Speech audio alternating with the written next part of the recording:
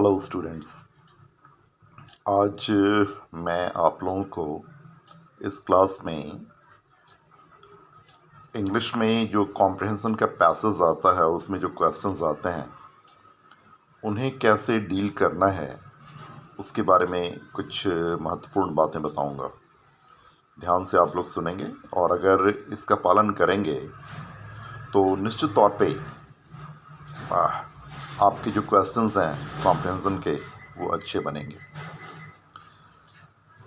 Comprehension में questions जो आते हैं उसमें आपको एक पैसेज दिया जाता है। Passage is given to you and below the questions there are few questions there a passage is given to you and below that passage there are few questions and you have to find out the answer of those questions from the given passage। समझ रहे हैं ना इस चीज को? यानी आपको एक पैसेज दिया जाएगा और उस पैसेज के नीचे कुछ प्रश्न होंगे और आपको उन प्रश्नों का जवाब ढूंढना होगा उसी पैसेज से, कहीं बाहर से नहीं। अब कैसे इसको डील करेंगे अच्छे से, इस पर मैं थोड़ा प्रकाश डालना चाह रहा हूं। सबसे पहले आप ये करो कि जो जो पैसेज मिलता है ना उसको आप ध्यान से पढ़ो। आप एक बार पढ़ो, कुछ बातें समझ में आएंगी, दूसरी बार पढ़ोगे तो कुछ और भी बातें समझ में आएंगी, तीसरी बार पढ़ोगे तो कुछ और भी बातें समझ में आएंगी, चौथी बार पढ़ने पर बहुत सारी बातें समझ में आएंगी। समस्या क्या आती है, प्रॉब्लम क्या होता है कि sometimes you find a difficult word meaning of which you do not know. It happens. कहने का मतलब है कि कुछ कठिन शब्द आपको मिलेंगे और उसका अर्थ आप नहीं जान रहे हो, तो ऐसे कंडीशंस में क्या होगा, क्या करना है? ना कोई शिक्षक आपके वहां पे होंगे जो आपको उसका अर्थ बताएंगे, ना आपके पास डिक्शनरी रहेगी जो आप उसका अर्थ देखो, ना आपके पास कोई स्मार्टफोन रहेगा कि आप नेट खोलो और उसका अर्थ निकाल लो। वहां पर आपको अपनी मदद खुद करनी होगी। आप कह सकते हो कि जब हम उस शब्द का अर्थ ही नहीं जानेंगे तो हम अपनी सहायता खुद कैसे करेंगे? ये संभव नहीं है, लेकिन मैं बताऊं आपको ये संभव है। It is possible. हाउ? कैसे? Try to find out the meaning of that difficult word from the surrounding words or surrounding sentences। यानी कहने का मेरा अर्थ यह है कि उस कठिन शब्द का अर्थ निकालने की कोशिश आप करो आसपास के शब्दों से या आसपास के वाक्यों से। You may not find the exact meaning of that difficult word, but you'll find some sense। ये सही है कि बिल्कुल सही अर्थ आपको नहीं मिलेगा, लेकिन इतना जरूर है कि आसपास के शब्दों से या आसपास के वाक्यों से किस संदर्भ में बात कही जा रही है ये आपको जरूर समझ में आ जाएगा। और अंग्रेजी में एक कहावत है कि something is better than nothing. यानी जहां कुछ ना मिल रहा हो वहां कुछ तो मिल रहा है ना? तो आसपास के शब्दों या आसपास के वाक्यों से उस कठिन शब्द का अर्थ निकालने की कोशिश करना। तो इस तरह से पैसेज को पढ़ना है, एक बार, दो बार, तीन बार, हो सके तो चार बार भी, और जो कठिन शब्द हैं उसका अर्थ निकालने की कोशिश करना है आसपास के शब्दों से या आसपास के वाक्यों से, है ना? ये समस्या आती है, और स्पेशली जब कोई कीवर्ड होता है तो आप कहोगे ये कीवर्ड क्या है? यानी कीवर्ड हम लोग कहते हैं पैसेज को, उस वर्ड को जिसके आसपास पूरे पैसेज का अर्थ घूम रहा है। अगर उसका अर्थ आपको नहीं मालूम तो समझ में नहीं आ रहा क्या बात हो रही है। इसीलिए पहले तो मैं ये कहूँगा थोड़ा वोकैबुलरी बढ़ाते रहो, लेकिन वोकैबुलरी अनंत है, कोई सारे शब्दों का अर्थ नहीं जान सकता। तो हम लोग इस उपाय से पैसेज का अर्थ समझने की कोशिश कर सकते हैं। ठीक है, इतनी बातें समझ में आई होंगी सारे बच्चों को। बहुत सरल भाषा में कह रहा हूं मैं। अब आइए next. Now you have to answer the questions which has been given just below that passage। मतलब अब आपको आंसर करना है, उत्तर लिखना है उन प्रश्नों का जो कि उस पैसेज के नीचे दिए गए हैं। और एक बात मैं आपको बता दूं कि comprehension is not only a comprehension test, it is also your language test. Actually ये वर्ड जो कॉम्प्रिहेंशन है ना, ये बना है टू कॉम्प्रिहेंड से। टू कॉम्प्रिहेंड जो इन्फिनेटिव है, इसका मतलब होता है समझना, और इसी से फिर नाउन बना है कॉम्प्रिहेंशन, जिसका मतलब होता है समझ। यानी आप जो अंग्रेजी पढ़ते हो वो कितना समझते हो, इसी की जांच यहां पे होती है। समझ रहे हैं आप इसको? चलिए अब आते हैं जो पैसेज के नीचे जो क्वेश्चंस दिए गए हैं उसका आंसर कैसे बनाएंगे, इसके बारे में कुछ महत्वपूर्ण बात हम आपसे करने जा रहे हैं। Now I am going to give you a few tips following which you can write your answers well which has been to those questions which has been given in that passage. Right? Listen to me carefully. While writing the answer of the questions, you have to keep in your mind 4 important points. समझ बात आई? Answer लिखने के पहले आपको 4 बिंदुओं पे ध्यान देना पड़ेगा, और उन 4 बिंदुओं पे अगर आपने ढंग से काम किया तो निश्चित तौर पे आपका आंसर अच्छा होगा। समझ रहे?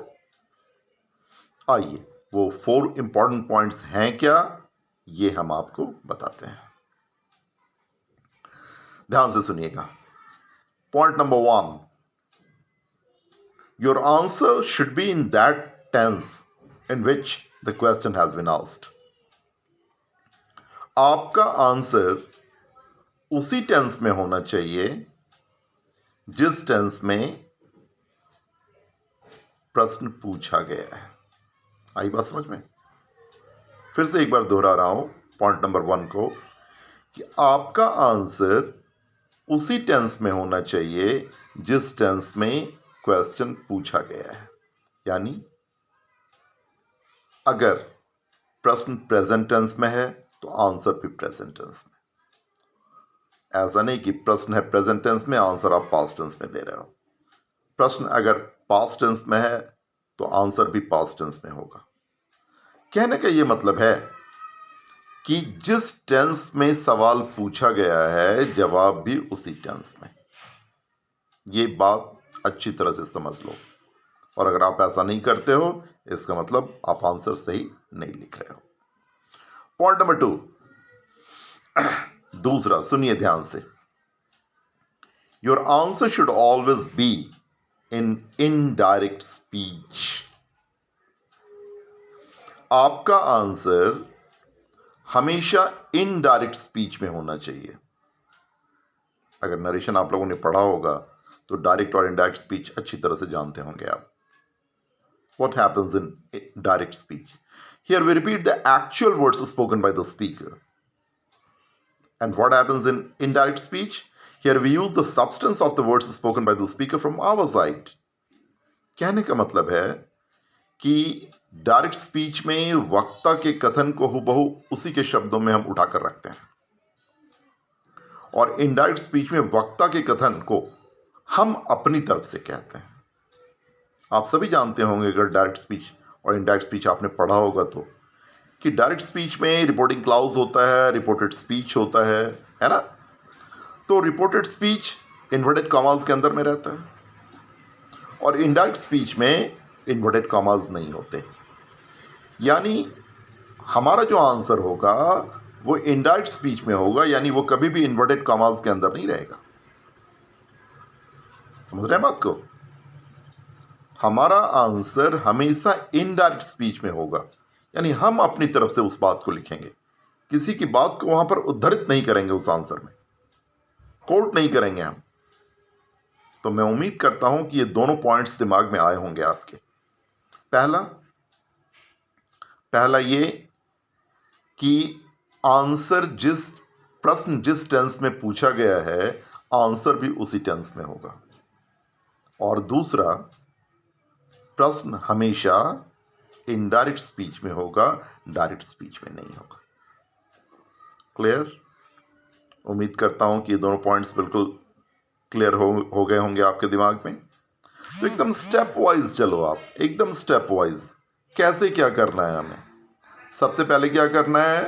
पढ़ना है ध्यान से, पैसेज को पढ़ना है, कठिन शब्दों का अर्थ निकालना है आसपास के शब्दों या आसपास के वाक्यों की सहायता से। और एक बार नहीं, 2-3, अगर हो सके तो 4 बार तक भी पढ़ना है उसको। देखिए, एक चीज और मैं बताता हूं आपको कि एग्जामिनेशन में टाइम मैनेजमेंट बहुत बड़ी चीज है। Time management is what? समय प्रबंधन। यानी कितने नंबर का क्वेश्चंस है और आप कितनी देर में उसको सॉल्व करोगे, ये जानना भी बहुत जरूरी है।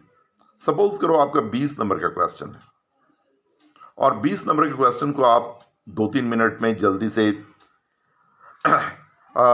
सब्जेक्टिव क्वेश्चन, ऑब्जेक्टिव नहीं, ऑब्जेक्टिव क्वेश्चंस बन सकते हैं 20 नंबर के 2-3 मिनट में, लेकिन सब्जेक्टिव क्वेश्चंस नहीं बन सकते, तो उसमें थोड़ा टाइम लगेगा। और अगर 2 या 3 नंबर का क्वेश्चन है, उसमें आप 1 घंटे लगाए चले जा रहे हो, ये भी गलत है। तो जितने जितने अंक का प्रश्न है, आप उस हिसाब से टाइम भी दीजिए वहां एग्जामिनेशन हॉल में। बहुत बहुत जरूरी चीज है ये। तो मैं उम्मीद कर सकता हूं कि ये दोनों पॉइंट्स आपके दिमाग में क्लियर हुए होंगे आंसर लिखने के समय। पहला, फिर से दोहरा रहा हूं कि जिस टेंस में प्रश्न पूछा गया है उसी टेंस में आंसर देना है। और दूसरा कि हमारा आंसर हमेशा इनडायरेक्ट स्पीच में होगा। ठीक है? पॉइंट नंबर 3, तीसरा बिंदु आंसर लिखने के समय, यह भी इंपॉर्टेंट पॉइंट है, और वो क्या है? Your answer should be neither very long not very short, it should be balanced. यानी आपका आंसर न बहुत लंबा होना चाहिए, न बहुत छोटा होना चाहिए, आपका आंसर संतुलित होना चाहिए। यानी जितनी बातें पूछी गई हैं उतना ही जवाब देना है, न उससे ज्यादा न कम। सपोज करो कभी कभी कोई क्वेश्चन होता है, लंबा होता है ना, उसमें आपको ज्यादा लिखने की आवश्यकता है, लेकिन आप उसको 2-3 लाइन में लिखकर खत्म कर रहे हो, यह भी गलत है। और अगर कोई आंसर बहुत छोटा है और उसमें आप 1.5 पेज लिखे चले जा रहे हो, यह भी गलत है। यानी जितनी आवश्यकता है उतना ही हम लिखेंगे, न उससे ज्यादा न कम। ठीक है ना? So point number 3 is that your answer should be balanced, it should be neither very long not very short. Right? उम्मीद करता हूं आप समझे होंगे इसके बारे में। Point number 4 now. Point number 4,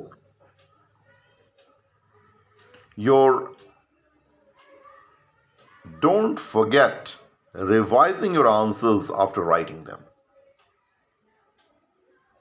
answer लिखने के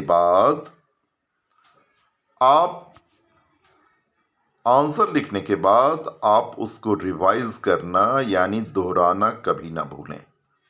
होता क्या है कि कभी कभी लिखने के फ्लो में कुछ बातें छूट जाती हैं। आप तेजी से लिखे चले जा रहे हो और कुछ बातें छूट गई, ऐसा होता है। और कभी कभी यह भी होता है कि दिमाग में कुछ बातें आ रही हैं, something in your mind and you are writing something else, it happens. But when you revise your notebook, you can see that here I have just not written the right thing. और इसीलिए मैं कहता हूं कि निश्चित तौर पर answer लिखने के बाद एक बार उसको दोहरा लें। और ये बात मैं केवल कॉम्प्रिहेंशन के क्वेश्चंस के लिए नहीं कर, मैं कोई भी एग्जाम आप दो तो एग्जाम के पहले कॉपी देने के पहले आप एक बार अपनी कॉपी पढ़कर जरूर देख लो। इससे बहुत सारी कमियां जो लिखी हुई होती हैं वो दूर हो जाती हैं। तो ये 4 पॉइंट पे आपको ध्यान देना है और इन चारों पॉइंट्स पे अगर आपने ध्यान दिया, ढंग से किया, तो निश्चित तौर पर आपका कॉम्प्रिहेंशन का आंसर अच्छा होगा, और अगर नहीं दिया तो नहीं अच्छा होगा। ठीक है? क्या मैं उम्मीद करूं कि ये बातें समझ में आ गई हैं आपकी? चलिए एक बार फिर से सम अप करते हैं, शुरू से लेकर अंत तक जितनी भी बातें मैंने बताई हैं उसको एक बार फिर से दोहराता हूं। यहां पे हम लोग सीख रहे हैं आज जो कॉम्प्रिहेंशन दिया जाता है पैसेज, उसके नीचे जो क्वेश्चंस दिए जाते हैं उन क्वेश्चंस का आंसर आप कैसे लिखोगे बेहतर तरीके से, इसके बारे में कुछ टिप्स हम आपको दे रहे हैं। ठीक है? क्या बताया मैंने? सबसे पहले पैसेज को पढ़ना है, ध्यान से पढ़ना है, एक बार नहीं, 2 बार नहीं, 3 बार नहीं, हो सके तो 4 बार पढ़ने में थोड़ा समय लगाना है, और उसमें जो कठिन शब्द हैं उन कठिन शब्दों का अर्थ निकालना है आसपास के शब्दों से या आसपास के वाक्य से। ठीक है ना? इतनी बातें समझ में आई? अब आइए, ये करने के बाद हम आएंगे आंसर लिखने में, और आंसर लिखने के समय 4 बिंदुओं पे जरूर आप ध्यान देंगे। वो क्या? Number 1, your answer should be in that tense in which the question has been asked. Point number 2, your answer should always be in indirect speech, never in direct speech. In indirect speech. Point number 3, your answer should be neither very long nor very short, it should be balanced. And point number 4, don't forget revising your notebook, revising your answers after writing them. And if you follow these 4 points, definitely your answer will be very good. ठीक है? यानी फिर से वही बात कहूंगा कि 4 बिंदुओं पे आप ध्यान दीजिएगा, और इन 4 बिंदुओं पे अगर आपने ढंग से काम किया तो निश्चित तौर पे कॉम्प्रिहेंशन के क्वेश्चंस आपके आंसर अच्छे बनेंगे। वो 4 बिंदु क्या है? पहला, आपका आंसर हमेशा उसी टेंस में होना चाहिए जिस टेंस में प्रश्न पूछा गया है। Point number 2, your answer should always be in indirect speech, यानी आपका आंसर हमेशा इनडायरेक्ट स्पीच में होना चाहिए, यानी आंसर इन्वर्टेड कॉमास के अंदर नहीं होना चाहिए। ठीक है ना? तीसरा, आपका आंसर ना बहुत लंबा होना चाहिए ना बहुत छोटा होना चाहिए, जितनी बातें पूछी गई हो उतना का ही आंसर देना है, न उससे ज्यादा न कम। और चौथा, निश्चित तौर पे आप अपने आंसर्स को एक बार लिखने के बाद पढ़ लेना, जिससे उसमें जो कमियां हैं उसे आप दूर कर पाओ। एक बात मैं आपको बताऊं कि ये जो कॉम्प्रिहेंशन टेस्ट होता है, it is not your only comprehension test, it is also your language test. It is also a test whether you can write correct English or not. It is also your language test. That's why while writing answers of the questions, be careful that your sentences are grammatically correct. उम्मीद करता हूं कि इस class के द्वारा आप लोगों को कॉम्प्रिहेंशन के पैसेज आंसर्स लिखने में सुविधा मिलेगी। Thank you.